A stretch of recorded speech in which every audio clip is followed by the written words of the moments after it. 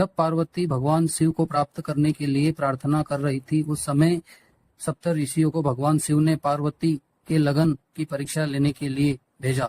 तो सप्त ऋषियों ने भगवान शिव के प्रति मिथ्या वचन बोले और विभिन्न प्रकार से उनकी बुराई की, जिससे कि माता पार्वती भगवान शिव को प्राप्त करने का हठ छोड़ दे। तो माता पार्वती के वचन आप सुनिए जो उन्होंने सप्त ऋषियों को कहा है। यदि भगवान मुझे पत्नी रूप में नहीं स्वीकारेंगे तो मैं आजीवन कुंवारी ही रहूंगी और किसी अन्य का वर्ण नहीं करूंगी। यदि सूर्य पूर्व की जगह पश्चिम से निकलने लगे, पर्वत अपना स्थान छोड़ दे और अग्नि शीतलता अपना ले, चट्टानों पर फूल खिलने लगे, तो भी मैं अपना हट नहीं छोड़ूंगी। इस प्रकार माता पार्वती ने सप्त ऋषियों को दोनों हाथ जोड़कर प्रणाम किया तथा पुनः भगवान के स्मरण में लीन हो गई। तत्पश्चात सप्त ऋषि माता पार्वती को हृदय से स्मरण करके वहां से अंतर ध्यान हो गए।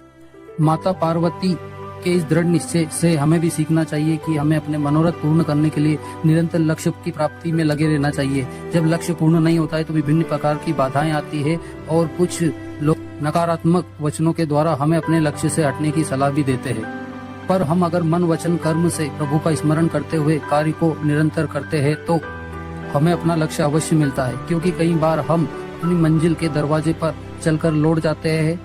हो सकता है कि मंजिल अगले ही कदम पर थी, पर हमें भविष्य का ज्ञान नहीं होने के कारण हम निराश और हताश के शिकार हो जाते हैं। इसलिए हमें दृढ़ निश्चय और दृढ़ संकल्प के साथ अगर शुद्ध भाव से लक्ष्य को प्राप्त करने की कोशिश की जाए तो हम निश्चय प्राप्त करेंगे। जय महादेव।